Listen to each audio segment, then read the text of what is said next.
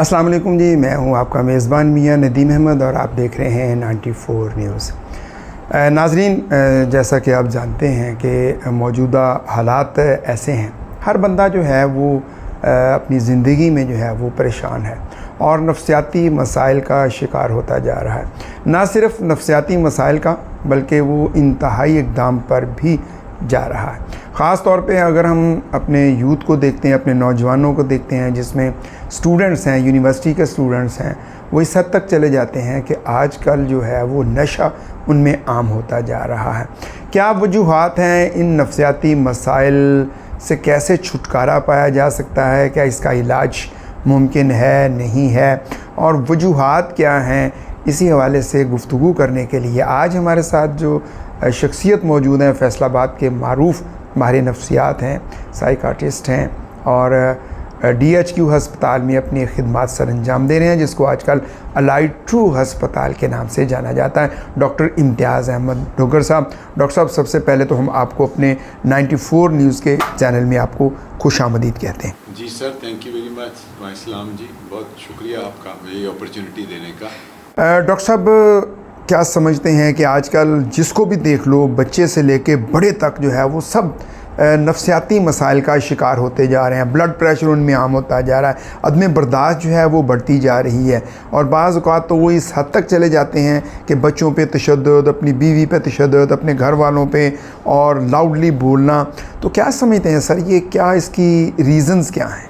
جی، multiple reasons ہیں جی، اور بات آپ کی صحیح ہے، میں اس کو انڈورس کرتا ہوں کہ واقعی یہ چیزیں بڑھتی جا رہی ہیں، اور اس کی آؤٹ کم ظاہر ہے جب وہ سائیکولوجیکلی ڈسٹرب ہوتے ہیں تو غصے میں بھی آتی ہے، جیسے آپ نے پہلے بات کی کہ ایڈکشن بھی بڑھتی ہے۔ وجوہات ان کی ملٹی فیکٹوریل ہیں۔ ہاں، مطلب ہم دیکھتے ہیں کہ لوگوں کا جینیٹکس میں سم ٹائمز ہوتا ہے، جینز میں، موروثی جس کو ہم کہتے ہیں، اور پھر اس کے علاوہ انوائرمنٹل فیکٹرز ہیں، کیا سٹریسز ہیں لائف کے، کیا ان کے لائف ایونٹس ہیں، اور بایو سائیکو سوشل ماڈل کے اکارڈنگلی ہم دیکھتے ہیں۔ کچھ بایولوجیکل فیکٹرز ہوتے ہیں، جیسے کسی کو سر کو چوٹ لگے، برین کی انفیکشن ہو جائے یا دماغ کی کوئی اور بیماری ہو جائے، اس کے ساتھ بھی چانس ہوتے ہیں۔ پھر سائیکولوجیکل فیکٹرز ہیں، آپ کا بچپن کیسا گزرا، پیرنٹنگ کیسی تھی، اور پھر آپ دیکھتے ہیں کہ لائف کے کون سے سٹریسز آپ نے فیس کیے، کوئی لائف ایونٹس آ گئے، جیسے ڈیتھ ہے، کوئی ڈیورس ہے کسی کے ساتھ، کسی کا ساتھ لاس آف جاب ہے، یا اسٹرگلنگ فار جاب ہے، جاب کا نہ ملنا، اور ایسے فیکٹرز ہیں جو آپ کو کنٹریبیوٹ کر سکتے ہیں، اسٹریسز لا سکتے ہیں۔ پھر اسی طرح سوشل فیکٹرز ہیں، لائک ہمارا ایکسٹریم ویدر ہے، اور پھر اس کے ساتھ آپ دیکھتے ہیں کہ لوگوں کے ساتھ سوشل سپورٹ، لوگ آئسولیٹ ہوتے جا رہے ہیں، اور وہ ایک طرح کٹ تھروٹ کمپٹیشن ہے جن زندگی میں جلدی کامیاب ہونے کے لیے، اور جو لوگ انفلوئنس لیتے ہیں سوشل میڈیا کو ایسی چیزوں کو دیکھ کے، تو ڈیفینیٹلی ان میں ریسٹلیسنس، بے چینی ہے، اور ایک بے اعتمادی سی ہے، اور ایک ایسی فضا بنی ہوئی ہے، ریٹیبلٹی ہے، چڑچڑا پان ہے، اور یہ چیزیں آن دا رائز ہیں، بڑھ رہی ہیں۔ صحیح کہا۔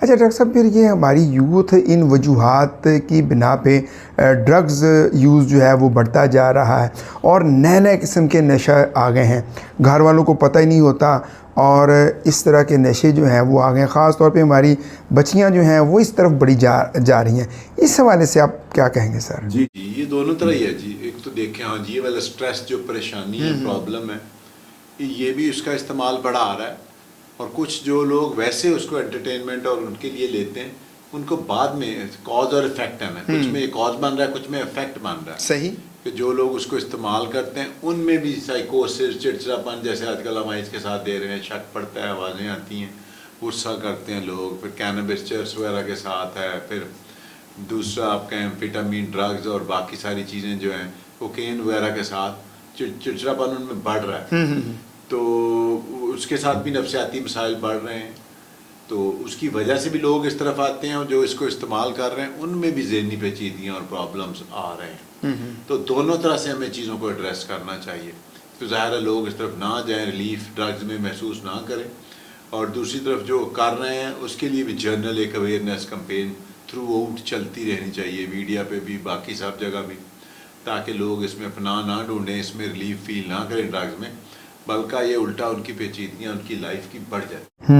اچھا، گھر میں میاں بیوی کا جھگڑا یہ کتنا اثر انداز ہو رہا ہے بچوں پہ اور ان کی فیملی پر؟ جی، یہ یہ تو بہت اہم فیکٹر ہے بچوں کس ایج میں ہیں. ہر ایج کے بچوں پہ پیرنٹس کا آپس میں جھگڑا جو ہے وہ افیکٹ ہوتا ہے. پرٹیکولرلی ارلی چائلڈہڈ میں بچوں میں جو پیرنٹنگ ہے وہ بڑی اہم ہے. تو کتنے سکسیزفل پیرنٹس آپ ہیں, کتنا آپ ان چیزوں کو کنسیڈر کرتے ہیں اور کتنی ایک دوسرے کو اسپیس دیتے ہیں, ٹالرنس کا مظاہرہ کرتے ہیں, تو بچوں کی ذہنی حالت پہ امپیکٹ آتا ہے. ایون ڈپریشن میں ہو رہا ہے بڑے ہو کے ان بچوں میں جن کے پیرنٹس آپس میں کوالٹی آف پیرنٹنگ ڈسٹربڈ رہی ہے. تو بڑا ہی اہم رول ہے ان کی لائف سیٹسفیکشن میں, ان کی زندگی کی کامیابی میں, ان کے ایڈجسٹمنٹ لائف میں, اور ان کا جیسے ٹورڈز ڈرگز جانا یا ٹورڈز اور پرابلمس کی طرف, کرائمس کی طرف جانے میں بھی پیرنٹنگ کا بڑا اہم رول ہے. تو ڈیفینیٹلی دونوں طرف سے ٹرائی کرنی چاہیے اچھے سے اچھا کنجینیل انوائرمنٹ کو پروموٹ کرنے کی. جو آپس کے اختلافات ہیں ان کو اچھے طریقے سے طے کرنے کی. پرابلمس ہوں گی جہاں انسان ہوں گے, لیکن ظاہر ہے ان کو بچوں کے سامنے زیادہ ہائی لائٹ نہ کیا جائے, لمٹس کراس نہ کی جائیں, اگریشن وغیرہ نہ زیادہ شو کی جائے. پھر فزیکل بیٹنگ ہے, وائلنس ہے, وہ ساری چیزیں مختلف عمر کے بچوں پہ مختلف طرح سے اثر ڈالتی ہیں. جو تھوڑے بڑے ہوتے ہیں وہ باغی ہو جاتے ہیں پھر سسٹم سے, پھر اسٹریس فیل کرتے ہیں, وہ فرسٹریٹڈ فیل کرتے ہیں, ہوپ لیس فیل کرتے ہیں. تو اس سے ڈسگسٹ ان کی لائف میں آتا ہے, گلٹ آتا ہے, ایڈجسٹمنٹ کے ایشوز آتے ہیں, اور کچھ کو تو ایون ذہنی بیماریاں جیسے انگزائٹی, ڈپریشن اور باقی سارے آسپیکٹ بھی آتے ہیں. اچھا, آج کل ہم دیکھ رہے ہیں سوشل میڈیا کا بڑا دور ہے, ہر بچے کے ہاتھ میں یہ گیجٹ جو ہے وہ آ گیا ہے. اچھا, اس پہ پھر مختلف قسم کی ویڈیوز اور گیمز اس طرح کی کھیلنا کہ وہ بچہ جو ہے پھر اس ویسا کرنے کی کوشش کرتا ہے. اس حوالے سے آپ کیا کہیں گے, خاص طور پہ ایسے لوگ جو خطرناک قسم کی ویڈیو بنا کے اپلوڈ کر دیتے ہیں؟ جی یہ بڑا ڈینجرس ہے ڈیفینیٹلی جی. تو اس میں دیکھنا پڑتا ہے پیرنٹس کو بھی, ایون ٹیچرس کو, اداروں کو, سب لوگوں کو, کہ کوئی نہ کوئی ٹائم فریم تو ہو نا اس کو یوز کرنے کا, کوئی نہ کوئی اسٹینڈرڈ آپریٹنگ پروسیجرس تو بنے نا کہ کتنے ٹائم کے لیے کس ایج کے بچے نے کیا دیکھنا ہے. کانٹینٹ کے بارے میں کلیئر ہونا چاہیے. اور آف کورس اس میں پھر پیرنٹس کی ویجیلنس آ جاتی ہے کہ وہ کتنا کس بارے میں الرٹ ہے. باقی ادارے, پھر دوست آپس میں لوگ, اور باقی جو اور فیملی کے بزرگ جس طرح کنٹریبیوٹ کر سکتے ہیں. تو age wise, time wise, content wise بہت سارے فیکٹرز ہیں جو ہمیں نئے سے نئے رولز بنانے چاہیے, دیکھنے چاہیے, اور اس کو نافذ کرنے کی ٹرائی کرنی چاہیے. پھر بھی ظاہر ہے یوتھ وہ انٹرٹینمنٹ کے لیے دیکھتی ہے, انٹرٹینمنٹ زندگی کا ایک پارٹ ہے لیکن تھرو آؤٹ نہیں ہے.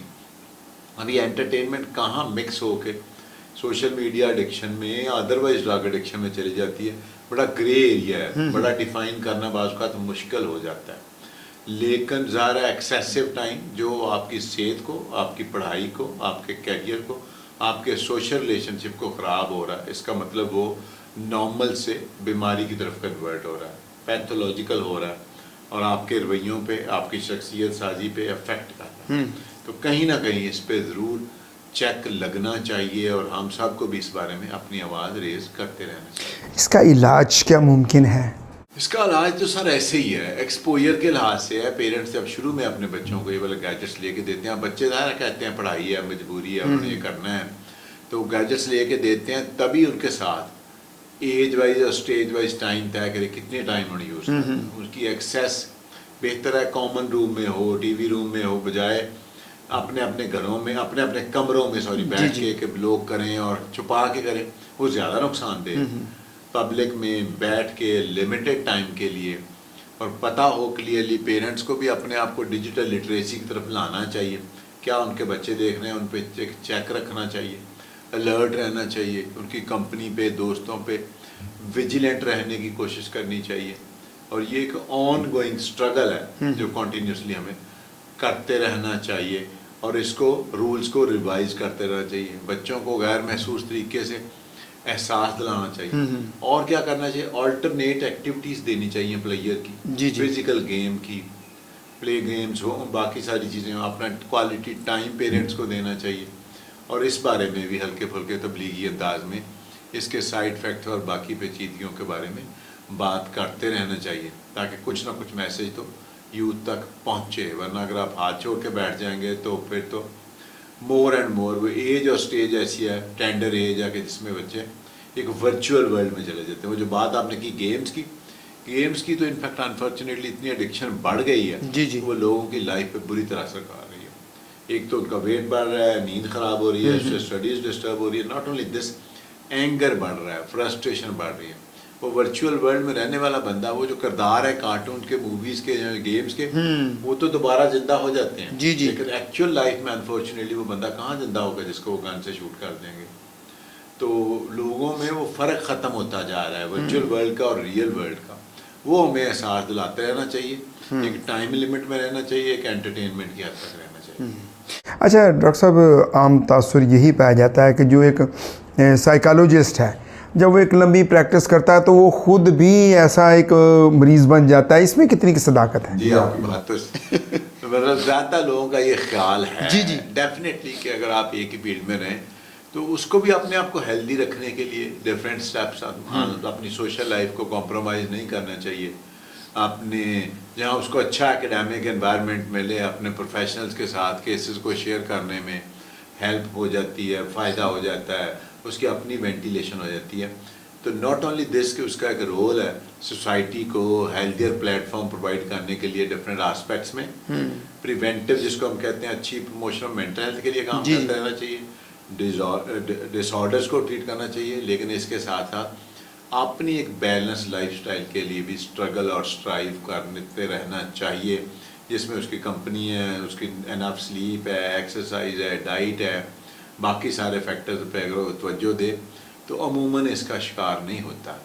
वरना उनमें भी उतने % चांसेस हैं जितने जनरल पब्लिक में जो स्ट्रेसफुल लाइफ सिचुएशन को फेस करते हैं। डॉक्टर साहब, आप सीनियर डॉक्टर हैं, बहुत सारे आपके जूनियर्स होंगे और आपको हमने देखा है आप प्रैक्टिस के साथ साथ बहुत सारे वेलफेयर के काम कर रहे हैं, मुख्तलिफ NGOs के साथ काम कर रहे हैं। तो ये वेलफेयर का कैसे आपके जहन में आया कि कमाई के साथ साथ वेलफेयर के काम भी जो करने जी चाहिए? सर, ये इनफैक्ट तो हम अपने जूनियर्स से जैसे बात की, डॉक्टर्स को हम ट्रेन कर रहे हैं। जी जी, इसमें अंडर ग्रेजुएट लोगों को तो साइकाइट्री बिहेवियरल साइंस से पढ़ा रहे हैं, पोस्ट ग्रेजुएशन भी हम इसमें करवा रहे हैं, डिप्लोमा करवा रहे हैं, DPM है हमारे डॉक्टर्स अब पास हो गए अल्हम्दुलिल्लाह।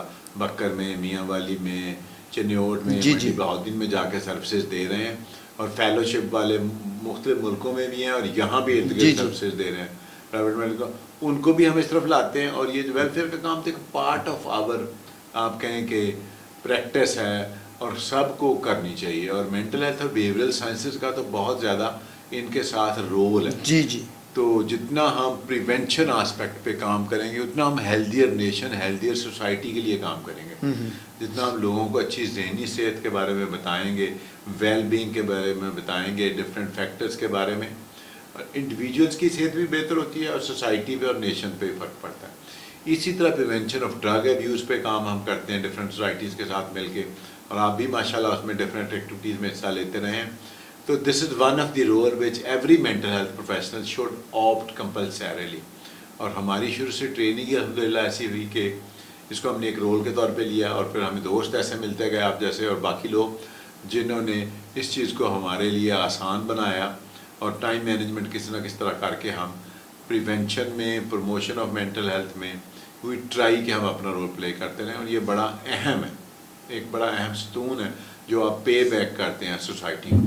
अच्छा, आम यही है कि डॉक्टर इम्तियाज़ साहब से टाइम लेना बड़ा मुश्किल है, और लोगों की ख्वाहिश भी होती है कि हमने चेकअप भी डॉक्टर साहब से ही करवाना है। तो इस हवाले से हमारे देखने वालों को क्या कहेंगे, कैसे वो आपसे राब्ते में रहें? और बाज़ औक़ात ऐसे होता है वो कहते हैं डॉक्टर साहब ने 1 महीने का टाइम दे दिया, मरीज़ की हालत बड़ी ख़तरनाक है। जी सर, आपकी बात सही है, लेकिन टाइम वाला मतलब ईज़ी हम करते हैं जी, एमरजेंसी केसेस को भी मैनेज करते हैं, और जो हैं रूटीन वाले केसेस अर्लियर अपॉइंटमेंट को हम प्रेफर करते हैं कि लोग ले लें, लेकिन एमरजेंसी को स्पेयर करना पड़ता है आपको टाइम भी, अपनी एनर्जीज भी, और अवेलेबल होते हैं इन ऑल आस्पेक्ट्स सुबह दोपहर शाम इस काम के लिए।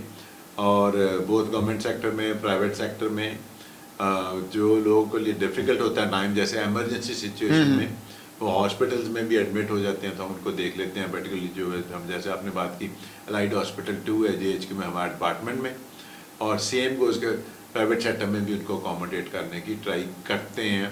दोनों तरह का टाइम है और अर्लियर टाइम लेना बेहतर है। साइकोलॉजिस्ट के लिए क्या स्कोप है? आप नए آنے والے اسٹوڈنٹس کو کیا تجویز کرتے ہیں؟ آیا وہ اس فیلڈ کا انتخاب کریں یا نہ کریں؟ جی یہ بڑا اسی سے ریلیونٹ میں پہلے کلیئر کر دوں کہ مینٹل ہیلتھ پروفیشنلز دو طرح کے بیسیکلی زیادہ ہوتے ہیں. سائیکائٹرسٹ ہیں جو ڈاکٹرز ہیں جو فردر ٹریننگ لیتے ہیں ایب نارمل بیہیویئر کی، ڈس آرڈرس کو ٹریٹ کرنے کی، اور وہ اسی ماڈل کو فالو کرتے ہیں. جیسے ہم نے پہلے بات کی بایولوجیکلی بھی وہ ٹریٹ کرتے ہیں، اسیس کرتے ہیں، سائیکولوجیکلی اور سوشلی. اس طرح ہمارے کولیگز ہیں کلینکل سائیکالوجسٹ ہیں. یہ وہ لوگ جو بی ایس کرنے کے بعد ایم ایس کرتے ہیں کلینکل سائیکالوجی میں، پھر فردر ٹریننگ لیتے ہیں، کچھ ان میں سے پی ایچ ڈی بھی پرسو کرتے ہیں. تو یہ بھی ٹیم کا ایک ممبر ہیں، یہ بھی اسیس کرتے ہیں پیشنٹس کو. تو جو لوگ اس میں انٹرسٹڈ ہو ڈیفینیٹلی اکیلی بکس سے ان کا گزارا نہیں ہوگا. ان کو اسکل ایکوائر کرنی چاہیے لوگوں کو ہیلپ کرنے کی، اور پیشنٹس کے ساتھ اپنا انٹریکشن بڑھانا چاہیے، اور پریونٹیو آسپیکٹس پہ سینئرس کو کام کرتا دیکھیں، پہلے آبزرو کریں، پھر پروفیشنلزم کے تھرو پیشنٹس کی اسیسمنٹ پہ زیادہ فوکس کریں. اور جب انہیں اچھی اسیسمنٹ آ جائے گی پھر ڈیفینیٹلی مینجمنٹ کے لیے، اس کے لیے ہم ان کے لیے ڈفرینٹ ورک شاپس بھی آرگنائز کرتے رہتے ہیں، ڈفرینٹ کورسز کا بھی ارینج کرتے ہیں، تاکہ ایک کیپیسٹی بلڈنگ ہو، لوگوں کی ہیلپ کر سکیں، اور ڈیفینیٹلی ان کے لیے جاب اپرچونیٹیز بڑھتی ہیں. سائیکالوجسٹوں کے لیے تو بہت سی آرگنائزیشنز میں، اسیسمنٹ میں، جیلز میں، جیسے یہ جو سیکورٹی والے ادارے ہیں ان سب میں جابز ہیں. پھر آن ورڈ کریٹ بھی ہو رہی ہیں. اس کے علاوہ ڈفرینٹ آرگنائزیشنز میں ہیں، پھر اسکول مینٹل ہیلتھ ہے، پھر پریونٹیو آسپیکٹ میں گڈ پیرنٹنگ ہے، پھر پری میریٹل کاؤنسلنگ ہے، اور پھر انڈسٹریل سائیکالوجی میں اسپورٹ سائیکالوجی ہے. مینی ورائٹیز جو ان کے لیے اویلیبل ہیں، وہ اپنے آپ کو کسی نہ کسی ایک فیلڈ میں، جیسے چائلڈ سائیکالوجی میں بہت اسکوپ ہے پریونٹیو آسپیکٹ میں بھی اور ٹریٹمنٹ کے لحاظ سے. پھر اپنا آپ فردر کیپیسٹی بڑھا سکتے ہیں اسپیچ میں، ریہیبلیٹیشن میں، کسی اور چیز میں اپنے آپ کو ایکسیل کر کے جاب اپرچونیٹیز بڑھتی ہیں. آپ زیادہ اسکلفل ہوتے ہیں، لوگوں کے لیے آپ زیادہ ہیلپ فل ہوتے ہیں. تو ریہیبلیٹیشن میں اور پریونشن میں اسٹل بہت زیادہ کام کرنے کی ضرورت ہے. ڈاکٹر صاحب مہنگائی کے دور میں ادویات بہت مہنگی ہو گئی ہیں، اور یہ میڈیسن تو بہت مہنگی ہے. کیا آپ حکومت کو تجویز کرتے ہیں اس حوالے سے، میڈیسن کی پرائس کے حوالے سے کنٹرول کرنے کے حوالے سے؟ جی بالکل آپ کی بات صحیح ہے. واقعی جیسے باقی مہنگائی ہوئی ہے، ادویات بھی مہنگی ہو گئی ہیں، لوگوں کی پہنچ سے باہر ہو رہی ہیں. تو پرائس چیک کنٹرول تو ڈیفینیٹلی حکومتی لیول پہ ہوتے رہنا چاہیے ہمیشہ، ورنہ زیادہ لوگوں کی اور بھی اس سے باہر ہو جائیں گی. لیکن بڑی ڈائیورسٹی ہے، تو ہم بھی ٹرائی کرتے ہیں کہ ہمیشہ لوگوں کو ان کی افورڈیبلٹی کے لحاظ سے ٹریٹمنٹ لکھ کے دیں. اور یہ ادویات لازمی ساری مہنگی نہیں ہوگی، نو ڈاؤٹ علاج لمبا ہوتا ہے، اسٹل چیپر بھی ہیں اویلیبل، اور لوگوں کے لیے سب طرح کے آپشنز ہیں، لیکن لوگوں کے لیے مشکل ہو رہا. آپ کی بات صحیح ہے. اس میں مختلف اور فلانتھراپسٹ لوگوں کو جو لوگ لوگوں کی ہیلپ کرنا چاہتے ہیں تھرو صدقہ زکوٰۃ اور باقی سب چیزیں، ان کو پیشنٹس کو اون کرنے کا کانسیپٹ ہے. جیسے ایپیلیپسی والے پیشنٹس کے، جیسے کچھ اور پیشنٹس کو وہ ڈاکٹر سے پوچھ کے ڈائریکٹلی ان کو ادویات لے دیں مہینے کی، زیادہ اچھا ہے. اور لوگوں کی ہیلپ سے سسٹم ڈیفینیٹلی چلتا ہے اور پریکٹیکل وے میں چلتا ہے. کچھ ایسے لوگ ہیں بھی جو ڈفرینٹ وے میں ہیلپ کرتے ہیں. ہم اپنے ڈپارٹمنٹ میں بھی ٹرائی کرتے رہتے ہیں، اور کچھ این جی اوز بھی ہمیں ہیلپ کر دیتی ہیں، اور گورنمنٹ سیکٹر سے بھی آ جاتی ہیں.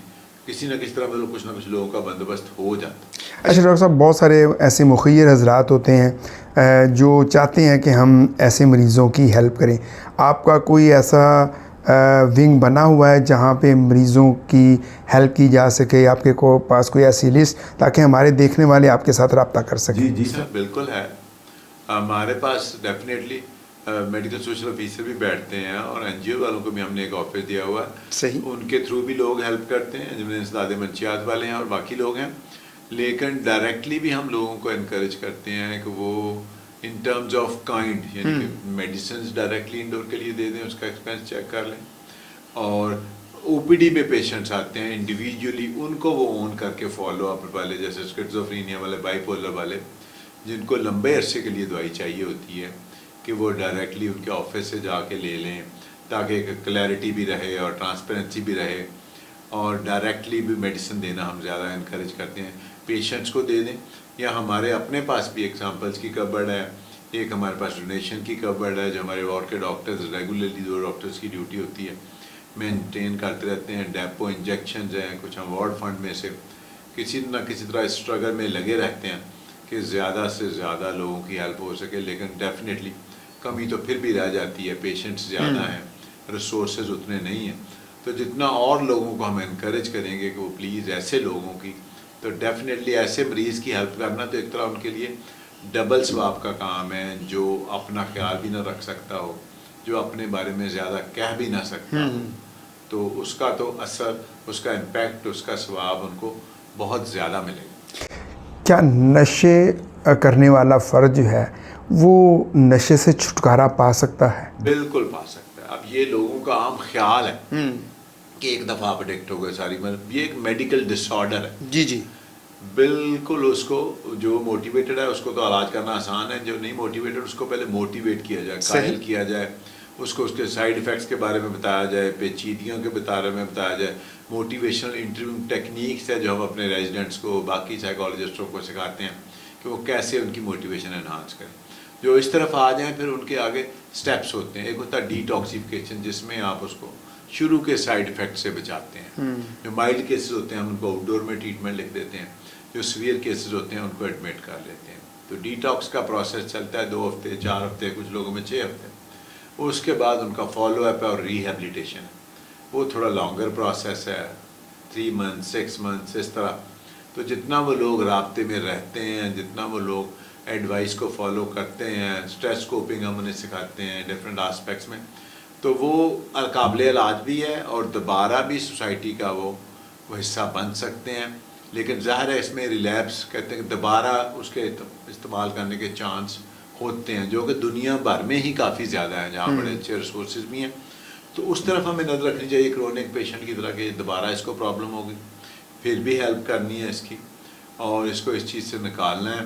वो निकालने में डेफिनेटली सोसाइटी का, फैमिली का बहुत बड़ा रोल है कि वो उसको रीइंटीग्रेट करें फैमिली में, सोसाइटी में, उसको जॉब अपॉर्चुनिटीज़ हों और जितना वो सोसाइटी, और वो भी टेक्निकल स्किल्स सीख ले ताकि वो यूज़फुल काम करता रहे और उसका हिस्सा बनता रहे और साथ हमारे साथ फॉलो अप करता रहे, तो फिर बेहतरी की उम्मीद ज़्यादा है। डॉक्टर साहब बहुत शुक्रिया, आप बड़ा कम्प्रीहेंसिव आपने जो है वो आज इंटरव्यू दिया और बड़ी तफसील के साथ सवालों के जवाब दिए हैं। और हम उम्मीद करते हैं कि नाज़रीन अगर आप डॉक्टर साहब की इन बातों पे अमल करते रहेंगे, आपके इर्द गिर्द कोई ऐसा फ़र्द जो नशे का शिकार हो चुका हुआ है, तो आप उसका ज़रूर ख्याल करें, क्योंकि वो लोग जो हैं वो हमारी मदद के जो है वो मुंतज़र हैं। हो सकता है कि उसके घर वाले उसका साथ ना दे, तो लेकिन घर वालों को भी चाहिए कि वो उसका साथ दें। वो नशेई नहीं है, वो एक मरीज़ है, उसको एज ए पेशेंट लें। डॉक्टर साहब आपका बहुत शुक्रिया। Thank you.